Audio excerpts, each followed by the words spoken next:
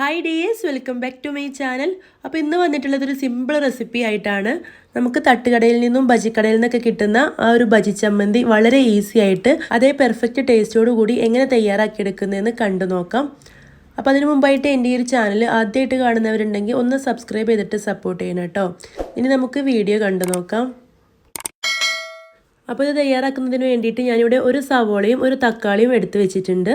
അപ്പോൾ ഞാനിവിടെ കുറച്ച് അളവിലേ ഉണ്ടാക്കുന്നുള്ളൂ. ഈ ഒരു ഡിപ്പ് ചെയ്യാനുള്ളത് നമുക്ക് ഒരുപാടൊന്നും ആവശ്യമില്ലല്ലോ, കുറച്ചല്ല ആവശ്യം വരുള്ളൂ. അപ്പോൾ ഞാനിവിടെ ഒരു സവോളയും ഒരു തക്കാളിയും വെച്ചിട്ടാണ് തയ്യാറാക്കിയെടുക്കുന്നത്. അപ്പോൾ ഈ ഒരു സവോള കട്ട് ചെയ്യുമ്പോൾ ഇതിൻ്റെ മുകളിൽ കാണുന്ന ഈ ഒരു വെളുത്ത പാട്ട് കട്ട് ചെയ്ത് കളയണം കേട്ടോ. കുറച്ച് ഉള്ളിലേക്കായിട്ട് തന്നെ ഒന്ന് കട്ട് ചെയ്തിട്ട് അതൊരു അല്പം പോലും പെടാത്ത രീതിയിൽ വേണം നമ്മൾ ഈ ഒരു ചട്നി തയ്യാറാക്കിയെടുക്കാൻ. അപ്പോൾ അത് ഉൾപ്പെടുത്തിയിട്ട് നമ്മൾ അരച്ചെടുക്കുകയാണെങ്കിൽ അതിനൊരു കയ്പ്പ് ടേസ്റ്റ് വരാൻ സാധ്യതയുണ്ട്. കുറച്ച് സമയം ഈ ഒരു ചമ്മന്തി ഇങ്ങനെ വെക്കുകയാണെങ്കിൽ ഈ ഒരു സവോള ഒരു കയ്പ്പ് ടേസ്റ്റ് വരാൻ സാധ്യതയുണ്ട്. അതുകൊണ്ട് അത് കംപ്ലീറ്റ് കട്ട് ചെയ്ത് കളയാം. ഇതുപോലെ ഈ ഒരു സവോള റഫായിട്ടൊന്ന് കട്ട് ചെയ്തിട്ട് ഈ ഒരു മിക്സിയുടെ ജാറിലേക്ക് ചേർത്ത് കൊടുത്തിട്ടുണ്ട്. അതുപോലെ ഈ ഒരു തക്കാളിയും ഇതിലേക്കൊന്ന് കട്ട് ചെയ്ത് ചേർത്ത് കൊടുത്തിട്ടുണ്ട്. ഇനി നമുക്കിതിലേക്ക് എരിവിന് ആവശ്യമായിട്ടുള്ള മുളക് പൊടി ചേർത്ത് കൊടുക്കാം. അപ്പോൾ ഞാനിവിടെ 1 ടീസ്പൂൺ അളവിൽ മുളക് പൊടി ചേർത്ത് കൊടുക്കുന്നുണ്ട്.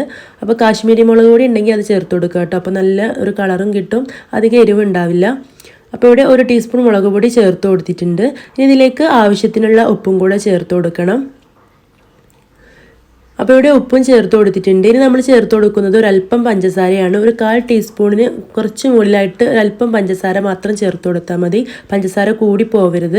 ആ ഒരു എരിവും പുളിയൊക്കെ ഒന്ന് ബാലൻസ് ചെയ്യാൻ വേണ്ടിയിട്ടാണ്. ഇനി ഒരു 1 ടീസ്പൂൺ അളവിൽ വിനാഗിരി കൂടെ ചേർത്ത് കൊടുത്തിട്ടുണ്ട്. അപ്പോൾ ഇത്രയേ ഉള്ളൂ ഇതിലേക്ക് ചേർത്ത് കൊടുക്കേണ്ടത്. ഇതിലേക്ക് പച്ചമുളകോ ഇഞ്ചി ഒന്നും ചേർത്ത് കൊടുക്കേണ്ട ആവശ്യമില്ല. ഇത് ഞാനിവിടെ നല്ല പോലെ പേസ്റ്റ് രൂപത്തിലൊന്ന് അരച്ചെടുത്തിട്ടുണ്ട്.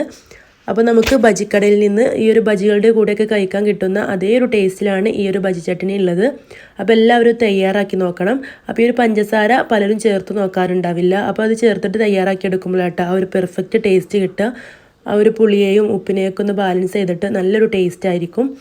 അപ്പോൾ എല്ലാവരും ഇതുപോലെ തയ്യാറാക്കി നോക്കിയിട്ട് നിങ്ങളുടെ അഭിപ്രായം കമൻ്റായിട്ട് അറിയിക്കണം. വീഡിയോ ഇഷ്ടമായിട്ടുണ്ടെങ്കിൽ മറക്കാതെ ലൈക്ക് ചെയ്യണം. ഫ്രണ്ട്സിനും റിലേറ്റീവ്സിനും ഒക്കെ ഒന്ന് ഷെയർ ചെയ്ത് കൊടുക്കണം.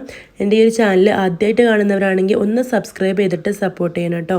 അപ്പോൾ നല്ല തിക്കായിട്ടാണ് ഇവിടെ ഉള്ളത്. അതൊന്ന് ലൂസാക്കാൻ വേണ്ടിയിട്ട് ഒരല്പമായിട്ട് വെള്ളം ചേർത്ത് കൊടുത്തിട്ട് നമുക്ക് ആ ഒരു കൺസിസ്റ്റൻസി ഒന്ന് പാകാക്കിയെടുക്കാം. അപ്പോൾ നമ്മൾ ഈ ഒരു ബജിയൊക്കെ ഡിപ്പ് ചെയ്ത് കഴിക്കാൻ പറ്റിയ ആ ഒരു പരുവത്തിലേക്ക് ഇത് കുറച്ച് വെള്ളം ചേർത്ത് കൊടുത്തിട്ടൊന്ന് അഡ്ജസ്റ്റ് ചെയ്തെടുക്കണം. അപ്പോൾ ഇതിവിടെ റെഡി ആയിട്ടുണ്ട്. അപ്പോൾ ഇനി അടുത്ത നല്ലൊരു വീഡിയോ ആയിട്ട് വീണ്ടും കാണാം. താങ്ക്